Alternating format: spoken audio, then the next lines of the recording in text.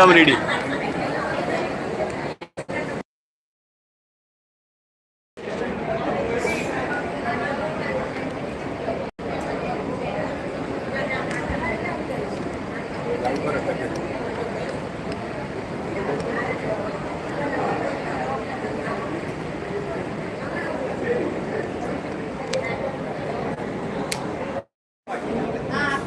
जय सच्चिदानंद, जय सच्चिदानंद, जय सच्चिदानंद.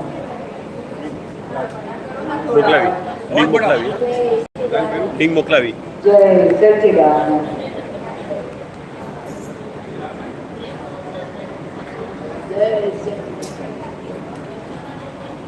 જય સચ્ચિદાનંદ.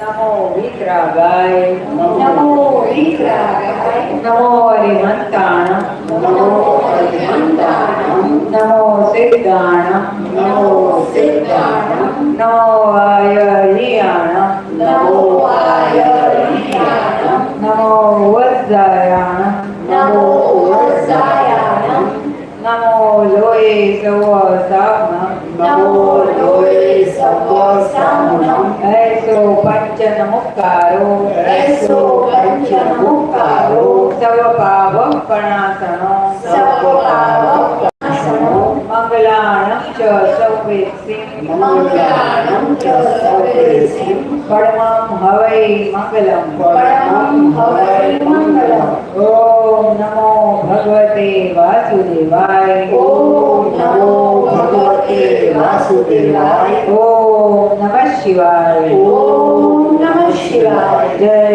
सच्चिदानंद, जय सच्चिदानंद. दादा भगवानना असीम जय जयकार, दादा भगवानना असीम जय जयकार हो. दादा भगवानना असीम जय जयकार हो. दादा भगवानना असीम जय जयकार हो. दादा भगवानना असीम जय जयकार हो. दादा भगवानना असीम जय जयकार हो. दादा भगवानना असीम जय जयकार हो. दादा भगवानना असीम जय जयकार हो. दादा भगवानना असीम जय जयकार हो. दादा भगवानना असीम जय जयकार हो. दादा भगवानना असीम जय जयकार हो. दादा भगवानना असीम जय जयकार हो.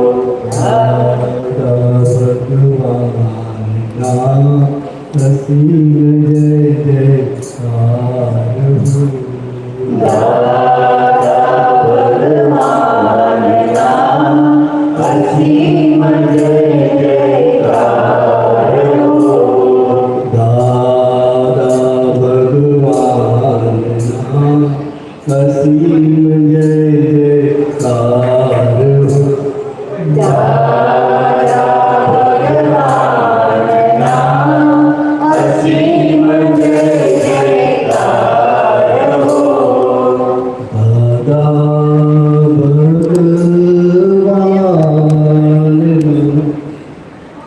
असीम जय जयकार हो.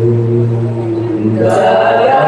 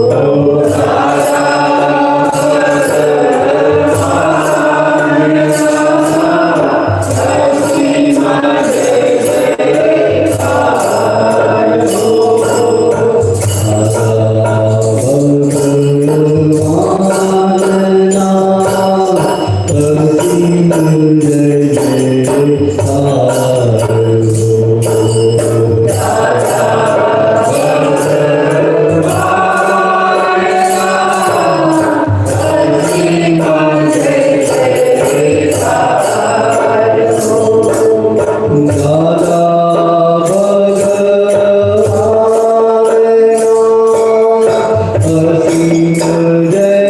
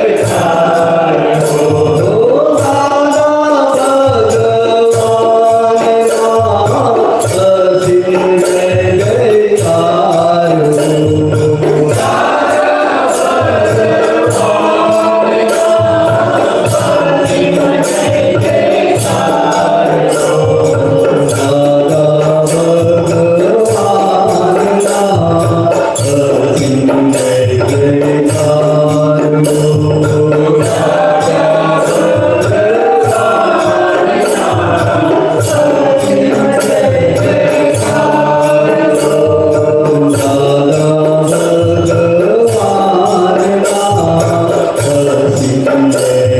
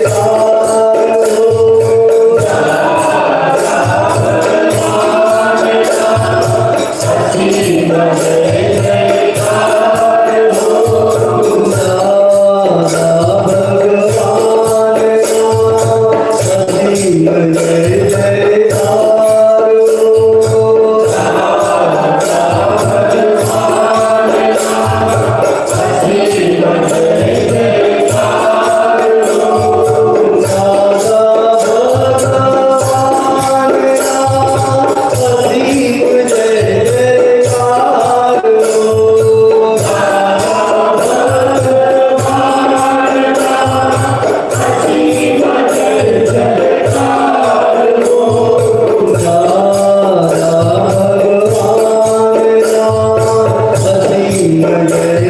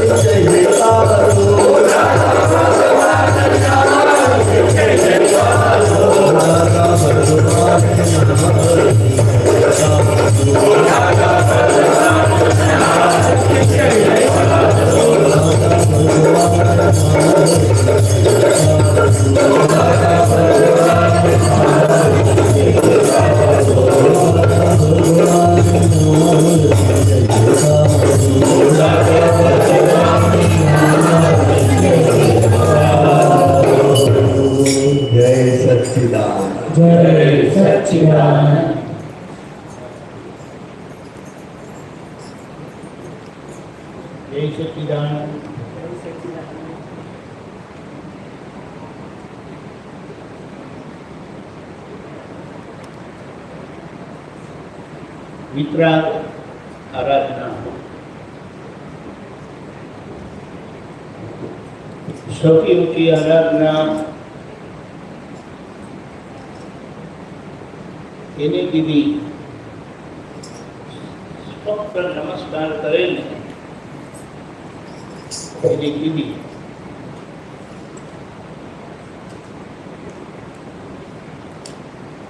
આ કાળના જીવો બધા દાદાએ કહ્યું પૂર્વ વિરાધક છે અને સાથે કંઈ પુણ્ય પણ નથી. એટલે દાદા મળ્યા,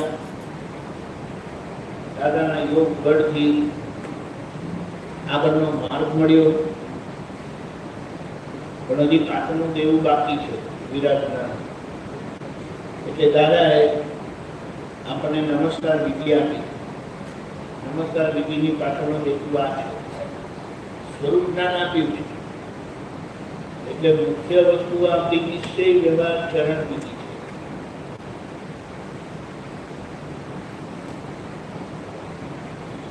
આપણને જે લાખનું નિધિ ધ્યાન કરવા આપ્યું છે તે મહત્વનું છે. એટલે આજે સંસાધનો આપ્યા છે બાકીના નમસ્કાર વિધિના પ્રાર્થના ત્યાં પાછળનું દેવું ચૂકવવા માટે અને જે આ પ્રકૃતિ બધી એકદમ કટિંગ એજ વાળી થઈ ગઈ છે ને શાર્પ બુદ્ધિ, એને ઊભી કરવા માટે આપણને એ આપ્યું છે. એટલે એ નામધારી કરે છે. નિશ્ચય વ્યવહાર ચરણ વિધિ આપણને આપી છે આવશ્યક કરીને. અને એમાં જે આપણું બંધારણ થાય છે નિશ્ચયાત્મક વ્યવહાર અને આજ્ઞા થકી, બીજું કશું આપણે કરવાનું રહ્યું નથી, કરાવવાનું રહ્યું. સત્સાધનો કરાવવાના રહ્યા. એટલી સરસ સ્પષ્ટતા કરી છે ને દાદાએ, એમાં કોઈ પૂછવાડો ઉભો થાય એમ નથી. અને એ આપણે રાખીએ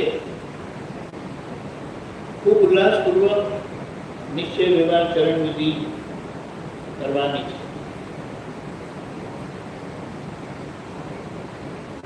નિશ્ચય વ્યવહાર ચરણ વિધિ એટલે નિશ્ચય જેમને પ્રાપ્ત થયો છે અને વ્યવહારનો ઉકેલ લાવી રહેલા છે, એ વ્યવહાર આજે વ્યવહારાત્મક છે. એટલે વ્યવહારના લક્ષણ વાળો છે. દાદાનો વ્યવહાર નિશ્ચયના લક્ષણ વાળો હતો. એટલે અહીંયા આપણને જે નિશ્ચય વ્યવહાર ચરણ વિધિ આપી છે અને 5 આજ્ઞા આપી છે, મુખ્ય 5 આજ્ઞા. નિશ્ચય વ્યવહાર ચરણ વિધિ આખા દિવસમાં 1 વખત કરવાની અને 5 આજ્ઞા કેટલી વખત પાડવાની?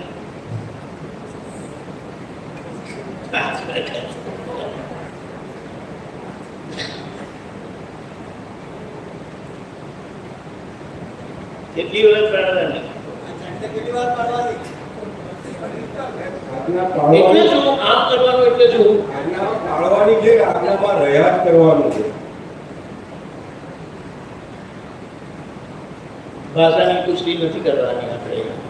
આજ્ઞા પાળવાની છે ને, કેટલી વખત કરવાની કે ગણવાનું ક્યાં છે? એમાં રહેવાનું જ છે. ઘરમાં રહેતો એવી રીતની વાત નથી. 5 આજ્ઞા પાડવા નથી. ફોલો 5 આજ્ઞા. ખબર પડી? તમે હું અવળા સરકારને પૂછવું નહીં. ગુજરાતી નથી ભણેલા. પૂછો એવા છો નહીં થાય. આપણે ખાલી હિસાબ કાઢીએ ને, જે દાદાએ આપણને આપ્યું છે ને પાછળ શું આપ્યું એટલું આપણે ખાલી સમજી લઈએ અને આંખ બંધ કરીને ચાલ્યા કરીએ ને. હમણાં એક વાત બની હતી કેલનપુરના સ્ટાફમાં કામ કરે છે ને બધા, એમાં એક તેને આ લોકોએ નામ દેવડાવ્યું. રાસંગપતિજી છે ને પંકજભાઈ, 4-5 બહેનોને નામ દેવડાવ્યું. એટલે કામ કર્યા કરે આખો દિવસ, આ લઈ આવે, પેલું લઈ આવે, આ લઈ આવે, બધું એમની જોડે બધી વાત નથી કરી. આ લઈને તો 8-12 મહિના થઈ ગયા છે. એ ચા કરવા આવ્યા હતા. એને પૂછ્યું, કોણ છો તમે? હું શુદ્ધાત્મા છું. એના બીજા કોઈ વ્યવહારમાં એ કશું એ દેખાતું નથી. પણ એને એમ કીધું, મેં પૂછ્યું કે ભાઈ ચોપડી વાંચો છો? હા, રોજ વાંચું છું. આપણા મહાત્માઓ કેટલા છૂટ લેતા હોઈ શકે છે, બોલો. એવી રીતે બહાર ગયેલા તે મેન્ચેસ્ટરમાં આવી રીતે આપેલું કે કોઈ બોલે નહીં, કરે નહીં કશું. એમને પૂછ્યું, બીજી ચોપડી વાંચો છો? હા, એ તો રોજ વાંચું. એ સિવાય બીજું કંઈ કરવાનું તો કે જ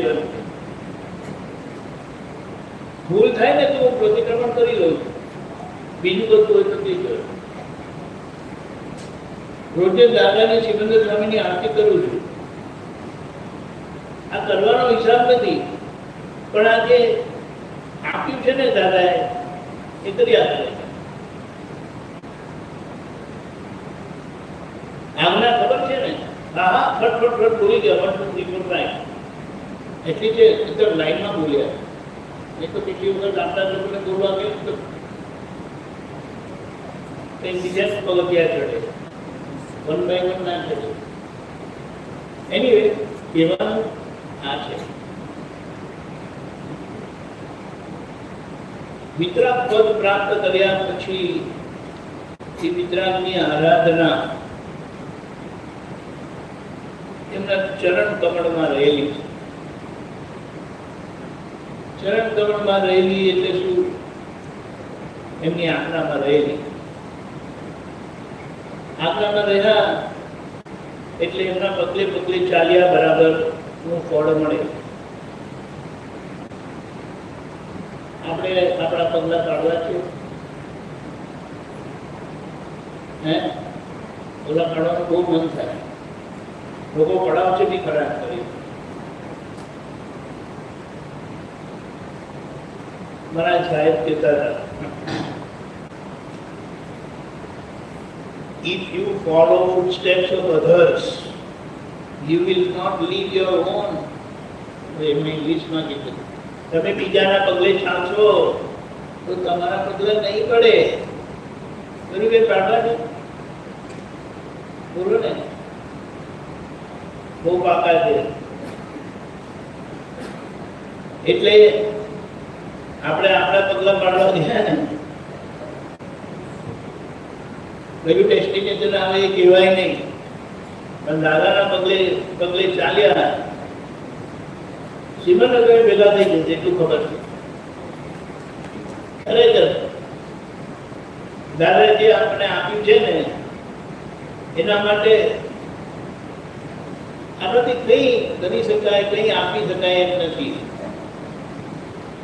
આપણા મનમાં તો પૂછવામાં તો બાકી નથી લાગી. દાદાને પૂછ્યું,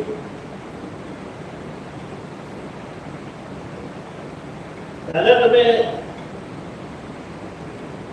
અમને જ્ઞાન આપ્યું તે વ્યવસ્થિત પણ નહોતું?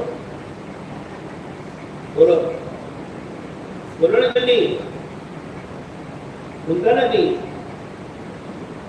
સ્વાભાવિક આપણો જવાબ બહાર નીકળે, કારણ કે આપણને અંદર બેસી ગયું છે, બની ગયા પછી બધું વ્યવસ્થિત છે. દાદાએ ના પાડી, તમને ભેગા થયા એ વ્યવસ્થિત છે.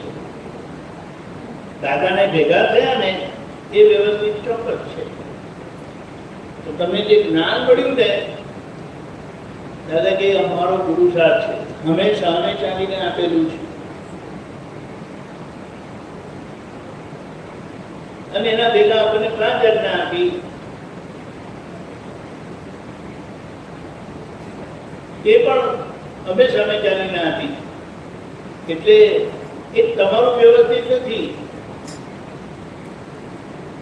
અમારો પુરુષાર્થ છે. પુરુષાર્થ તો વ્યવસ્થિતમાં આવે ને, એકદમ ખાતરીપૂર્વક લોકો ફર્સ્ટ ક્લાસ ભણાવે છે. જો ખબર ના પડે હા કીધી કે ના કીધી, વાત સાચી. પુરુષાર્થ સ્વતંત્ર હોય. અને પછી કીધું તમે આજ્ઞા પાડો એ તો વ્યવસ્થિતમાં થાય કે નહીં? બધા ટોકા આપી ગયા, વ્યવસ્થિતમાં નથી. આજ્ઞા પાડવી એ આપણો પુરુષાર્થ છે. પુરુષાર્થ કરતા ભાવે હોય. કેવળ જ્ઞાન થયા પછી પુરુષાર્થ નથી હોતો. અને તેથી એ આપણો છેલ્લો ભવ જ એવો હોય એટલે સિદ્ધ થાય છે. ત્યારે કીધું બહુ પૂછ્યું છે મહાત્મા, આપણું મગજ ખરાબ થઈ જાય સાંભળે ને તો. ત્યારે કે તમે આજ્ઞા પાડો છે ને એનું ફળ શું ખબર છે? મહાવિદ્ય ક્ષેત્ર તમને લઈ જશે, શ્રીમદ સ્વામીના દર્શન થશે, સર્વજ્ઞ પુરુષના દર્શન કરાવશે તમારો પુરુષાર્થ. અને આ જે અમે આપ્યું તમને અદભુત, એ અમને સર્વજ્ઞ બનાવશે. દાદા કહે દીવા બોલો, ચોખ્ઠા બેસાડેલા નથી, પણ એની ક્લેરિટી કેટલી સદ્ધર છે. કોઈ મિનમેટ નહીં, કોઈ આજુબાજુ નહીં. બાકી બધાનો સંભાવ નિકાલ કરજો. અને મુદ્દામાં આપણે દાદાના માર્ગે છે કે દાદાના પગલે છે, આપણા મન વચ્ચે જ્ઞાતિ કોઈને દુઃખ ના થવું, એ આપણો શિલાલેખ છે. પોતે પોતાને દુઃખ આપે આપે ના આપે, કોઈ દિવસ ના આપે. પણ બીજા છે એમ કરીને ખબર પડે ને તો તેમ પણ ધકેલી દે. એટલે અભેદ દ્રષ્ટિમાં આપણને સંપૂર્ણ અહિંસક ભાવ આપ્યો અને બાકીનો રહેલો લઘુત્તમ ભાવ કીધું. એમાં આજે માલિક થઈ બેઠા છે ને, તે બધું મારા પડામાંથી નીકળી જાય, ઉજવવાની કામનામાંથી નીકળી જાય. માન એવી વસ્તુ છે ને બહુ ભયંકર છે, આપણને ખબર નથી પડતી. પણ એ માનનો પ્રકોપ, માનનો પ્રભાવ, એની અસર પગલે ને પગલે રહ્યા જ કરતી હોય છે. માનમાંથી આપણને કાઢી આપે, આવું છે. એટલે હવે શું રહ્યું? સૌથી મોટી વાત સત્સંગ ભેગા થવાનું, ગમે ત્યાંથી પણ ગબડી પડવાનું. સત્સંગથી છટકવા માટે બહાના કદાચ મળશે તમને. ત્યાં આવું થાય છે ને તેવું થાય છે ને, ત્યાં પોલિટિક્સ રમાય. તમે પોલિટિક્સ જોવા આવ્યા?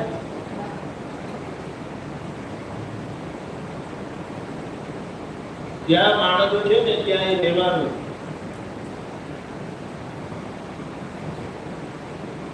આપણે તો દાદાને જોવા આવ્યા, ક્યાં દેખાશે? ક્યાં દેખાય? એટલે કે જીવ માત્રમાં દેખાશે. જીવ માત્રમાં બાજુ પર મૂકો ને થાય. એટલે મહાત્માનું નામ તો જોઈ લઈએ. મહાત્મામાં જોયેલા કેટલા ઉપયોગી, જ્યાં પ્રગટ છે ત્યાં આપણે જોઈ લેવા જોઈએ કે ના જોવાય? કે અંદરના દાદા સિવાય બીજું બધું દેખાય છે? અને ગાડી પર બ્રેક લાગી જાય ને એકદમ હેન્ડ બ્રેક સાથે બધી જ બ્રેક લગાવી દે, લાગી જતું એવું.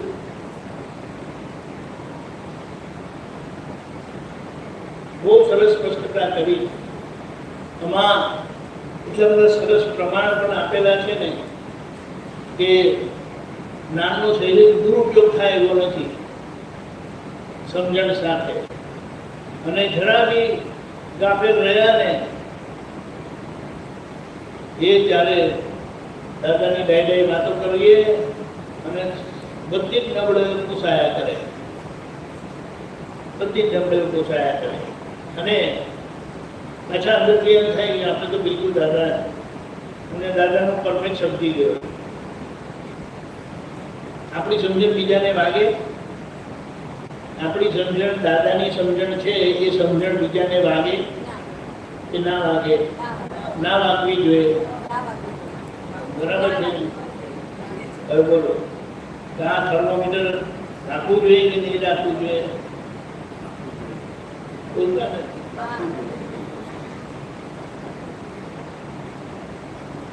આપણા ઘરના લોકો તો વિશેષ બિલકુલ એ લોકોને દુઃખ ના થવું જોઈએ. દુઃખ તો નથી થતું ને, થાય છે. હરેન્દ્રભાઈ ના પાડે, એ પૂછો કોને? મીનાભાઈને પૂછો.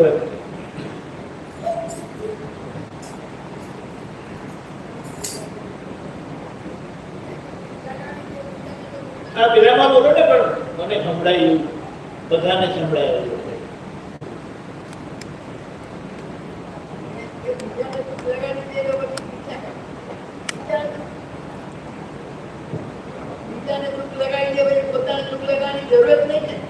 બીજાને દુઃખ લગાડી દે પછી પોતાને દુઃખ લગાડવાની જરૂર નહીં ને. બીજાને દુઃખ લગાડે તો પોતાને દુઃખ લગાડવાની જરૂર નહીં. ના લાગે જ નહીં ને. હું આપણે સંભળાવી દઉં સરુબેન ને કાંઈ પણ, પછી મને શું દુઃખ લાગે? સમજાતું નથી મને. તમે કીધું હરેન્દ્રભાઈની વાત કરીને. હા, એ તો એટલે હું કહું છું કે જો બીજાને દુઃખ લગાવી દેતા પછી એને દુઃખ લગાવવાનું ક્યાં કારણ નથી થતું. એના બધું જવાબ મીનાબેન જવાબ નથી આ દમયંતી બા તો એનું જ્યારે રિએક્શન આવે ત્યારે ખબર પડે દુઃખ કેટલું હોય. આ તો જે બોલે છે તો દેખાય નથી બોલતા ને શું? નથી બોલતા એ લોકો અંદર પ્રતિક્રમણ કરી લે. બસ એ લોકો એટલે બોલવા તો બોલવું છે પણ બોલી શકતા નથી એ લોકો. હા, એનો ટાઈમ આવશે પણ. હા, આવશે. અને ત્યારે નોન સ્ટોપ બાજુ વાગશે. હમણાં તો હું બધું સહન કરી રહ્યો છું. મારો ટાઈમ આવશે પછી જોજો, માતાજી પૂર્ણ પડાય પ્રગટ થશે. પછી તમે મને કહેતા નહીં, તમારા હાથમાં પછી છેલ્લા ખાલી મારી ભક્તિ જ રહેશે. અને ભક્તિ એટલે શું? એમના કયા આપણે બિલકુલ કરતું નથી. ચાલે છે ના પાડે વાત તો બહુ ઓપન છે આપણા, પણ અંદર પ્રેમ રહેલો છે. અમે તેને અમને હોસલાવી બધું પૂછી લો છો. એવું માને કે આ શું કે છે, કંઈક એ છે એવું કાઢો એમ કરીને કે એવું નથી. આપણે હેતુ આપણો આશય એવો નથી, પણ આપણે શું કહીએ,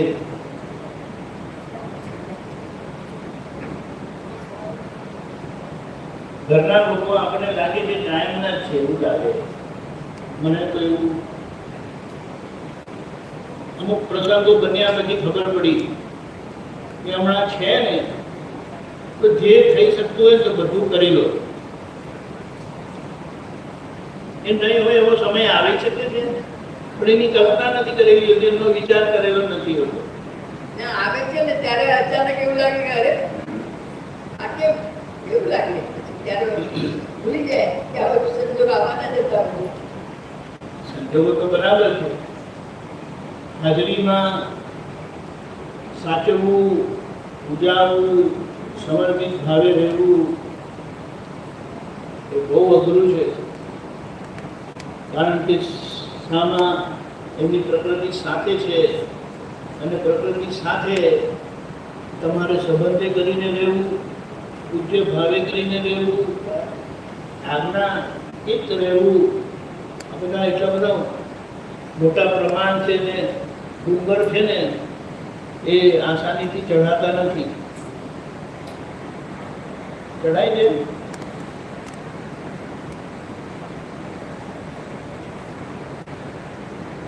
આપણે એમ કહીએ સામસામી કેટલી વાત માનો છો?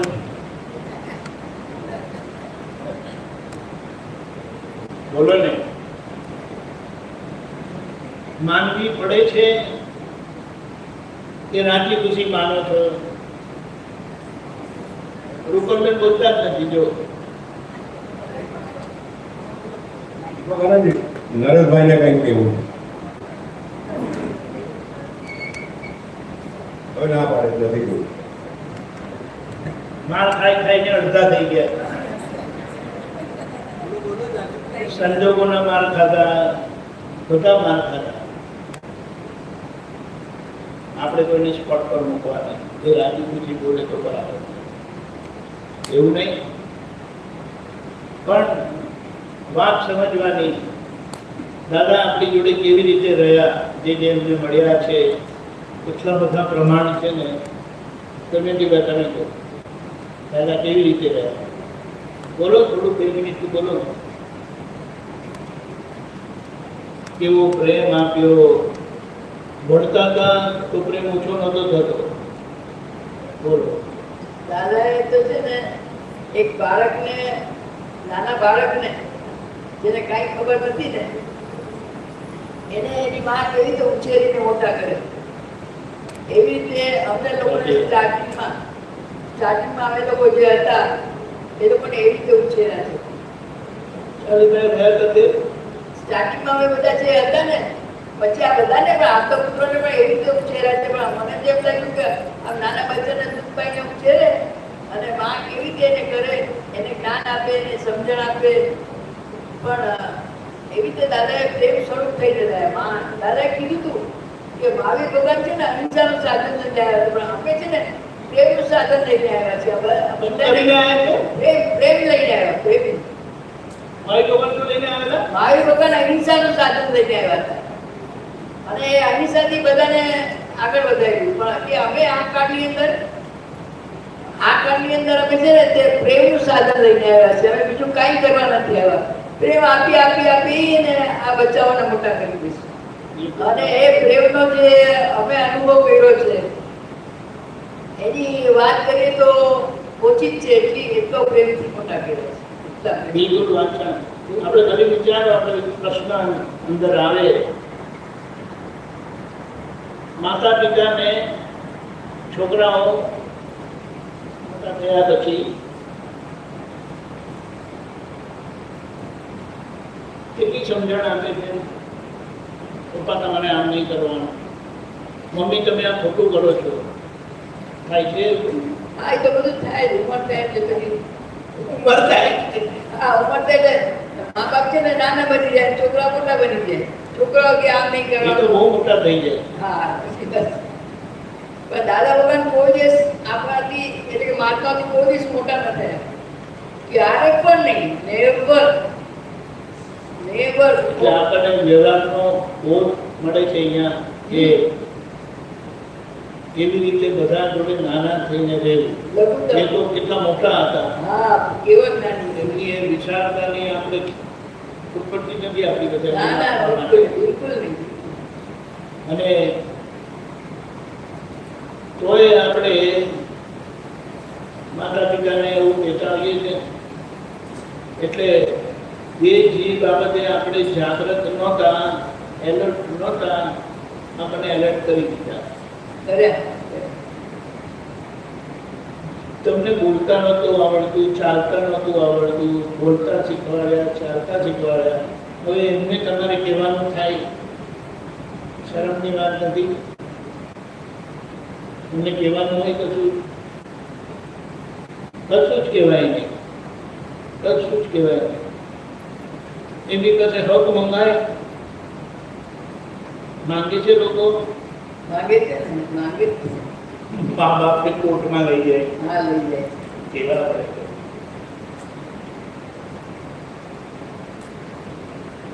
અમુક વસ્તુ કેવી છે, આપણે આવું જ બધું જોઈએ છે, આવું જ બધું બનતું આપણે જોઈએ છે.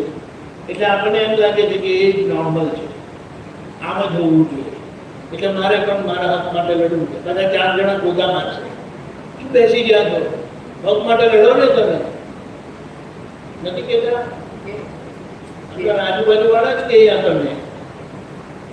એક જણાને મેં સાંભળેલા મારા નાના કાને, નાના કાન મતલબ શું? નાનો હતો ત્યારે શું તમે કાન તો મોટા થાય છે, હાથી જેવા મોટા થઈ ગયા.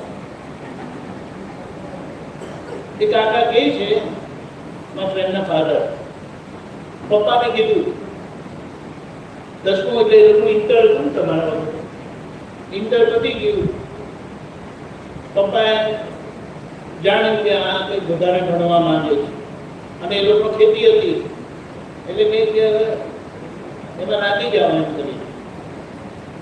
તો એમણે કીધું પપ્પા મારે આગળ ભણવું છે, મારી પાસે કોઈ સગવડ નથી. તો એમણે પપ્પાને કીધું હું તમારી પાસે કશું માંગતો નથી, પણ મને આગળ ભણવા માટે તમે આશીર્વાદ આપો. આજ પછી હું તમારી પાસે કશું માંગવા આવવાનો નથી. તમે મને આટલો મોટો કર્યો ને આટલો ભણાવ્યો ને એ મારા માટે બહુ છે. મારે આગળ ભણવાની ઈચ્છા છે, તમારા આશીર્વાદ જોઈએ. અને તમને ક્યારે પણ જરૂરત પડશે હું તમારી પાસે હાજર જ હોઈશ. આવું મેં સાંભળ્યું. તો નાના કાને સંભળાય? ખબર નહીં, મને સંભળાઈ ગયું. એટલે એ વાતથી હું બહુ પ્રભાવિત થયો. પણ એ જીવેલા છે, જીવેલા છે, એવી રીતે રહ્યા, એ ભણ્યા અને પછી બધું આગળની સ્ટોરી પછી એ રીતે થઈ ગયા.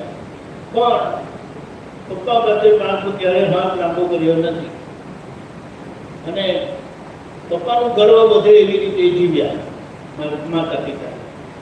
એવું આપણે જીવવું જોઈએ કે નહીં? એવી જ રીતે આપણને દાદા મળ્યા, એ સ્વરૂપે મળ્યા, તો દાદાને ગર્વ થાય એવું આપણે રહેવું જોઈએ કે નહીં? જીવવું જોઈએ કે નહીં? કે પછી જીવવું જ જોઈએ. આપણા દાદા હોય તો આપણને શું કહે એવો વિચાર કરવો જોઈએ કે નહીં? કરવો જોઈએ. આ મારાથી કરાય કે ના કરાય? એવું કરવું. અમુક વસ્તુ કેવી છે, ભલે એ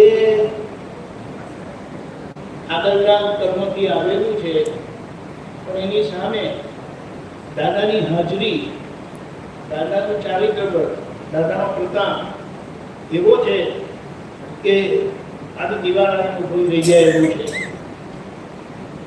ક્યાં ઊભો? મારી કંપની પાર કરવી તો તું કર. આપણે શું કહેવા છે? સોરી દાદા, નહીં થાય. I will stop here. ગમે તે થાય. ક્યાં સુધીની દાદાની ઓળખાણ, પરિચય, સમજણ કરી લેવાની છે. આપણે કહીએ છીએ કે દાદા હાજર છે, પણ આપણને, તમે પોતાની જાતને વિચાર કરો કે આજ લગી દાદાને મળ્યા પછી વ્યવહારની કઈ બાબતને તમે કોમ્પ્રોમાઇઝ કરી છે? કોમ્પ્રોમાઇઝ કરીને ખબર પડે ને, બાંધછોડ કરી છે. જ્યાં દાદા હોત ને એ બરાબર ફટકાર હતી. બોલો, એક જ વસ્તુ છે, જાગ્યા ત્યાંની સવાર. હવે આપણે દાદાને કોઈ મોકો આપવો નથી. એ કોણ નક્કી કરશે? તમારા બધું ખાઈ લો. પોતે જ નક્કી કરવાનું, પોતે જ નક્કી કરવાનું. દાદાએ કીધું સબ સબકી સમારોહ મેરી ફોડતા હું. બરાબર. બોલો, જો આપણે કેશવાનંદજીને પૂછીએ આ બાબતમાં શું કીધું દાદા? બોલો, બહુ રહ્યા નસીબદાર એમ કહેવાય કે જેમણે નાનીના પડખા સેવ્યા છે ને એમની શું વાત કરવી. આ વિગ્રહ આરાધના જ છે. તમે કીધું ખેંચ્યું તે જોયું નહીં. મને શું ખબર, આ તો બધા દાદાને બધા જતા રહ્યા જોયું ને. બોલો. જય સચ્ચિદાનંદ. આ તમારે પણ બોલવાનું છે. દાદા પાસે બહુ રહ્યા છે. જ્યારે જોઈ ને ત્યારે દૂધ કેવા વખતે હોય જ ત્યાં. આ લોકો પાછું ગાતા હતા. આ તો હમણાં બીજા બધા ગા ઓકે થાય.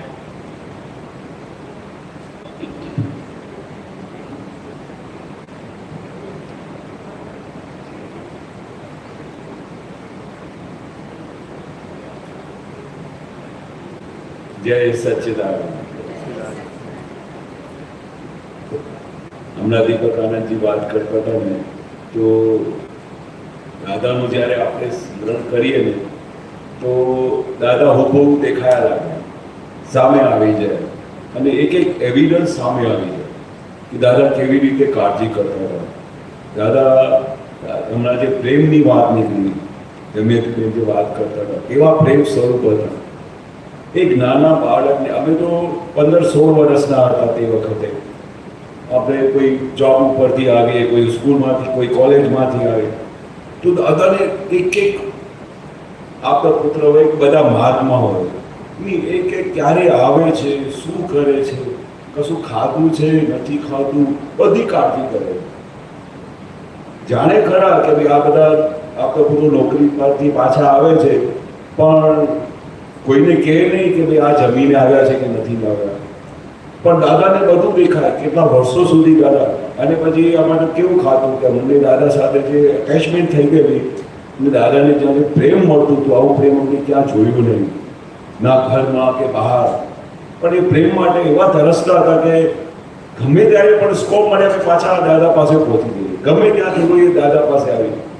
દાદા જાણે કે આ બધા ક્યાંથી આવ્યા છે, જોબ ઉપરથી આવ્યા છે. પણ એ જમાનામાં તો હજુ બધા લોકોની દાદાની ઓળખાણ પડી નહોતી, દાદા એટલે શું. પણ દાદાનું જ્યારે મેં પ્રેમ જોતા હતા, તું જમ્યો, જ્યારે પૂછે ને તો અમારે તો આખા લાઈફમાં યાદ આવ્યો, મારા બાપાએ કોઈ ઘરમાં પૂછ્યું નથી તું જમ્યો છે કે નથી જમ્યો, પણ દાદા પૂછે તું જમ્યો, તો પછી નાના ચા આપણે જમીને આવો. આપણે ઘણી વખતે તો એવું થતું કે આપણે દાદા એટલી કાળજી કરતા, જે ઘરમાં રહે ને તો એ ઘરમાં દાદાની કાળજી કરતા હોય એ બધા, તો એ જગ્યાએ અમારે ખાવાનું નહીં. એટલે ઘણી વખતે સ્ટાર્ટિંગમાં દાદા અમારા પૂછ્યા વગર તો કોઈ દાદા સાથે જાય પણ નહીં. કોઈ જગ્યાએ મુંબઈ જવાનું હોય તો અમે ગભરાતા હોઈએ કે દાદાને પૂછ્યા વગર, અને પૂછ્યા વગર જઈએ તો ઓપરેશન થઈ જાય. 1-2 વખત તો દાદાએ સીધું જોયા કે તમે ક્યાંથી અહીંયા, કોને પૂછીને આવ્યા, એ શ્રીમદનું પેલું દાખલો યાદ આવ્યો કે એમને પૂછ્યા વગર તો આપણે ક્યાં બાથરૂમમાં બી ના જવાય. તો એ જે દાદા એવી ટકોર કરેલી, ત્યાર પછી તો બધા એટલા બધા અલર્ટ થઈ ગયા કે આ જ્ઞાની પુરુષની જે ડેપ્થ છે, કે એમની સીમા છે, તમે પહોંચી ના શકાય. કે મુંબઈમાં આવ્યા પછી એ વિચાર કરે રહેશે ક્યાં. તે વખતે તો કોઈ બોલાવતા જ નહોતા, કોઈ ઓળખાણ બી નહોતી, પછી એમને જમાડશે કોણ, તે દાદાને બધું વિચાર આવે.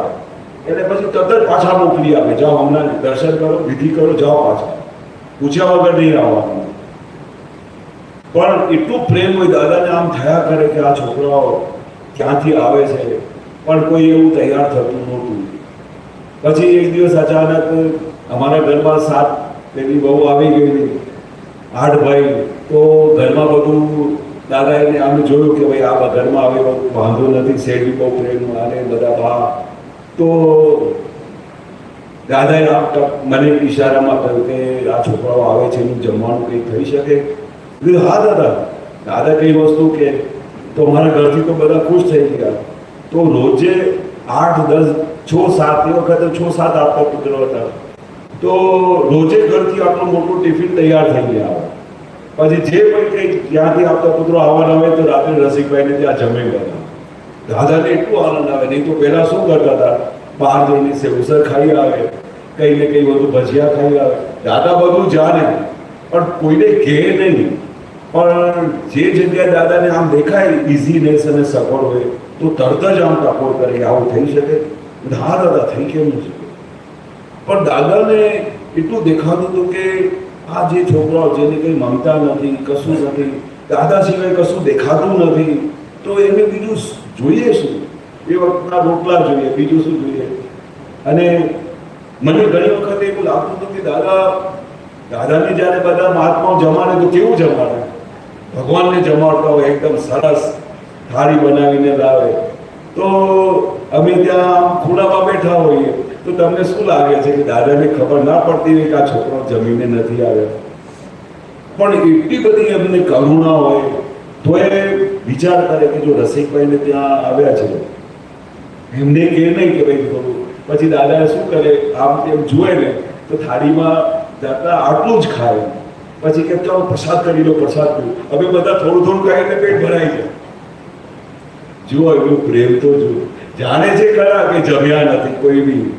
અને પછી એ લોકોનો નિયમ આપતો હતો, જ્યાં સુધી દાદા 11 વાગે પેલા સુવાની તૈયારી કરે ત્યાં સુધી કોઈ હટે નહીં, કોઈને ભૂખ લાગે નહીં, કશું નહીં. પણ આવી રીતે એક નાના બાળકની કેવી રીતે કાળજી કરતા હતા.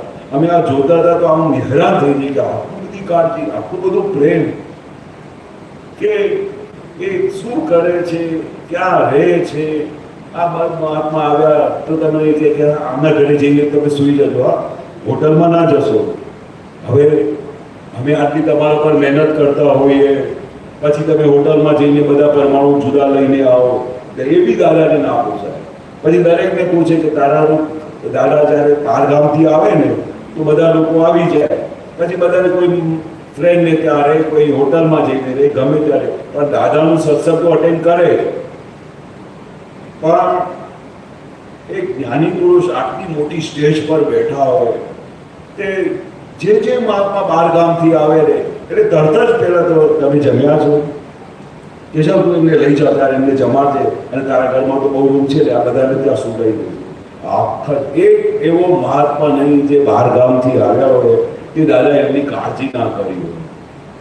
નહીં તો ક્યાં રહેશે? તો સત્સંગ માટે આવ્યા છે, આવીને જતા રહે. પણ આ જ્ઞાની પુરુષની અમે પહેલી વખત આ અજાયબી જોઈ કે એક એક મહાત્મા, એક એક આપતો પુત્ર જે કોઈ પણ દાદાની દરબારમાં આવ્યા છે, દાદા has to take care of. શા માટે ટેક કેર કરતા હતા?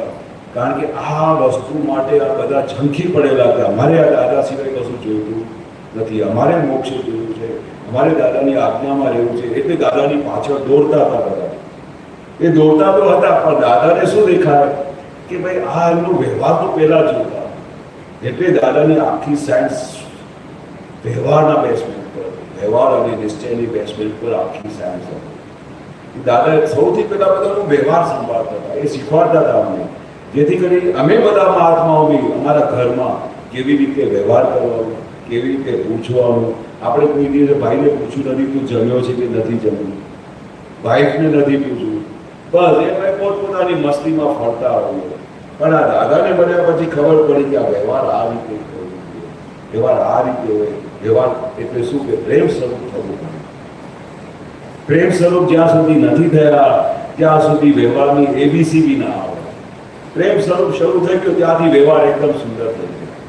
કે એ વ્યવહારની બેસમેન્ટ પર દાદાએ આખું જીવન, જ્યારથી દાદાને વિજ્ઞાન મળ્યું અને જ્યારથી મહાત્માઓ આવતા હતા ત્યારે પેલા નિશ્ચયની તો વાત જ નહીં કરવાની, જ્ઞાનની તો પછી વાત કરતા, પણ વ્યવહાર સૌથી પહેલા. તારા ઘરમાં કેટલા ભાઈ છે, શું કરે છે, શું જોબ કરે છે, તમારા બેનના લગ્ન થયા કે નથી થયા, એ ટુ ઝેડ એમની આખી હિસ્ટ્રી જોઈ લે. અને એનામાં પછી જે જગ્યાએ દાદા આત્માઓની તકલીફ જુએ તો બધાને કહે કે તમે આને લઈ આવજો, આપણી આની વિધિ કરી આપીશું. પણ વિધિ કરી આપીશું એટલે ગમે તે રીતે જ્ઞાની પુરુષનું આમ ટચ થાય ને તો એનું કામ થઈ જાય. મને નથી રિકલેક્શનમાં આવતું કે દાદાની હાજરીમાં પછી પણ જે કોઈ પણ મહાત્મા હોય કે કોઈ પણ હોય કે દાદાને મળ્યા પછી દાદાએ એમની વિધિ કરીને એના પ્રોબ્લેમ સોલ્વ નહીં કર્યા હોય એવું બની જ ના શકે. આ દરબારમાં જ્યારે આવ્યા હોય તો દાદા ભગવાન દરેક મહાત્માની, દરેકની જે એમને કનેક્શન થયું છે એની કાળજી કરતા, એટલે પ્રેમ સ્વરૂપ થાય. એક વખત તો કેવું બન્યું કે આપણે દાદાને સુરત જવાનું થયું. સુરત જવાનું થયું તો સૌથી પહેલા એ વખતે બે ગાડી હતી, એક બાબુભાઈ વકીલની, એક અમારી. તો દાદા કાયમ સૌથી પહેલા જુએ કે ભાઈ કોણ તૈયાર છે. હું કાયમ તૈયાર રહેતો. સૌથી પહેલા તો મને પૂછતા કે ભાઈ તારાથી અવાશે સુરત, આપણે મંદિર પાસે જવાનું છે. કીધું હા દાદા. પણ તે બાપુજીને પૂછ્યું, મેં કીધું નહીં દાદા. તો ત્યાં અરે એને ફેક્ટરી પર કેવી રીતે જશે, એમને તકલીફ ના પડે. નહીં દાદા, એ તો બાપુજી કહેવા છે બહુ સરળ છે. અમે એક વખત એક ગાડી હતી, તો બાપુજી છે ને અમારા બધા ભાઈ છે ને એના સ્કૂટર પર બેસીને જશે. આટલા મોટા છે સ્કૂટર પર જશે, ના તો પૂછજે એમને. મેં કહ્યું ચાલો તમે કહો છો તો દાદા પૂછીને આવું છું. તો બાપુજીને પૂછ્યું, બાપુજી કોઈ દિવસે દાદા માટે ના પાડે નહીં, કોઈ દિવસે નહીં કહ્યું. તો રિક્ષામાં જઈ, તું એની ચિંતા ના કરી, દાદાને લઈ જા, દાદાને લઈ જા, એટલું સમર્પણ. તો હું દાદા મને કે એના પૂછતા પહેલા હું દાદાને જવાબ આપી દેતો કે નહીં દાદા કઈ વાંધો નહીં આવશે. પણ તો પણ વ્યવહારમાં શું કરતા હતા કે હું આમ જ કાર લઈને આવું અને પછી શેઠને જવાનું થાય તો છોકરાને બાપુજીને એવું થાય પૂછ્યા વગર લઈ ગયું, પૂછ્યું બી નહીં. આ દાદા તમને વ્યવહાર શીખવાડ્યું છે. મારે કોઈ ત્યારે પેલા એડવોકેટને ત્યાં મિટિંગ હતી, અમદાવાદ જવાનું હતું. તો હવે હું કેવી રીતે જઈશ, આવું બનાવ બની જતો. પછી મેં સમજ્યું કે દાદાનું વ્યવહાર જુઓ કે પહેલાં તો પૂછે કે એમને ફ્રી છે, નહીં તો આપણે બીજી ગાડી છે ને બાબુભાઈ વકીલને ત્યાં એને પ્રદીપભાઈને કહીશું એ આવશે. પણ તું પૂછ્યા વગર કોઈ દિવસે મને કહીશ નહીં કે હા દાદા હું આવું છું. મને તો ચાર્જ મળ્યું દાદાની સેવાનું. હું તો વગર પૂછે ગાડી લઈને બિંદાસ લઈ આવું. પણ જ્ઞાની પુરુષનો વ્યવહાર જો બાપુજીને પૂછજે કે આપણે ગાડી લઈ શકાય, ત્યાં જઈ શકાય. આપણે તો ઘરમાં બેઠા હોઈએ, ગાડી હોય વગર પૂછે લઈ જતા હોઈએ છે. મારે કામ હતું બિઝનેસ માટે લઈ ગયું, એમાં શું ગુનો કર્યો, એવી ભાષામાં વાત કરી. પણ દાદાએ આખું વ્યવહાર શીખવાડ્યું. ગમે તે હોય, તમે બિઝનેસ માટે જાઓ છો ને કોઈ પૂછીને જાઓ. બાપુજી સત્સંગમાં જવા માટે બી કહેતા હતા પૂછીને આવ્યો છે, ના દાદા પૂછવાનું ને. આટલી મોટી ફેક્ટરી ચાલે છે, તને કઈ બાપુજીને કામ હોય તો. એટલે આપણે આ જ્ઞાની પુરુષ પાસે રહ્યા પછી ખબર પડી કે વ્યવહાર શું થાય છે. સવારથી લઈને સાંજ સુધી એક જ એનું લક્ષ્ય હતું કે કેમ કરીને જે ઘરમાં હું રહું છું કે જે રહે છે કોઈને દુઃખ ના થવું જોઈએ. એનું મેન લક્ષ્ય હતું. શું બનાવતા હતા, જે ઘરમાં હોય તે બનાવો ને, કશું એવું સ્પેશિયલ ડિમાન્ડ જ નહોતા કરતા. રંજનબેન કે દાદા આ બનાવ, હા બનાવો ને, હા બહુ સરસ. અંદર દાદા શું કહે ટેબલ પર આવી ગયું એટલે આપણે અંદર એ જ રિક્વાયરમેન્ટ હતી એટલે આપણે ખાવા પરની ઝંઝટ ખલાસ થઈ. જે કંઈ પણ ટેબલ પર આવે છે દેટ ઇઝ રિક્વાયર્ડ, એ જ અંદર ખેંચ છે, નહીં તો આવે જ નહીં ટેબલ પર. એટલે આપણે આ ખાવા ઉપરના બધા ઝઘડાઓ ખલાસ થઈ ગયા. આ જે દિવસે દાદા અમારા ઘરમાં તો રોજે પેલા એક બીજા અમદાવાદના હતા પેલા કસ્તુરભાઈ, તો એમની તો રોજે થાળી બહાર નીકળતી હતી. આમ બધા સોસાયટી વાળાને ખબર પડી જાય એટલે જમવાનું ફાવતું જ નહીં. એમના વાઈફ જે બનાવે તે બધું આમ એને આ શું બનાવ્યું છે, આમ થાળી બહાર આવી જાય. એવા એવા કિસ્સા આપણા મહાત્માઓમાં થતા હતા. પણ આ દાદા જ્યારે આ સાયન્સ ખુલ્લી કરતા એટલે આપણે જે રિક્વાયર છે એ જ જરૂર છે, એ જ આપણે બોડી માટે હિતકારી છે. એટલે કેટલા મોટા ખાવા પરના ઝઘડા ખલાસ થઈ ગયા. એટલે દાદાની સાયન્સ ડગલે ને પગલે શું છે, એટલે દાદા કે આ વિજ્ઞાન કેવું છે, ક્રિયાકારી છે. આખું વિજ્ઞાન ક્રિયાકારી છે. તમે ખાલી આમ નિશાનો કરશો તો એ કામ થઈ જશે, ખાલી વિચાર કરશો તો એ કામ થઈ જશે. દાદા કે તમે એના માટે ભાવ અહીંયાથી વિચાર કર્યા કે આ માણસ નાલાયક છે એટલે સીધું તરત જ પહોંચી જાય.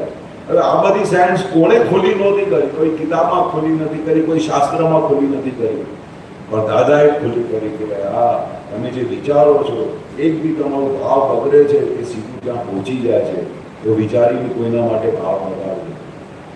તે આ આખું મિરેકલ દાદાનું સાયન્સનું વિજ્ઞાનનું મિરેકલ જાણે આપણા ઘર પર તો પ્રેક્ટિકલી અપનાવવામાં આવેલું એ આપણે જોયું કે કેવી રીતે આપણે આપણા ભાવ પોઝિટિવ મોકલીએ છીએ એ બધાનું અંદર પરિવર્તન થઈ જાય, રાતોરાત પરિવર્તન. આટલી બધી કાળજી આમ વિચારતા ને એવું થાય કે આવું બધું કોઈ દિવસ ભાઈ મારી સાથે વાત કરી નથી, અમારા ફાધર મધર કોઈ દિવસ આવી રીતે વાત કરી નથી. આ શું થઈ ગયું છે? આ પરિવર્તન છે દાદાની સાયન્સનું. દાદાએ શું કહ્યું કે આ જ્ઞાની પુરુષની કૃપા, જ્ઞાની પુરુષનું ઐશ્વર્ય, આ મનના રોગો છે, આ વાણીના રોગો છે, આ દેહના રોગોને બધાના ભૂકા ઉડાડી દે. કેવું છે એની કૃપા અને એનું ઐશ્વર્ય શું ના કરી શકે? બધા રોગો ઉડી જાય, બધા અંતરાય તરફ તમારા ઉડી જાય, ખાલી તમારે સમર્પણ કરી દાદામાં.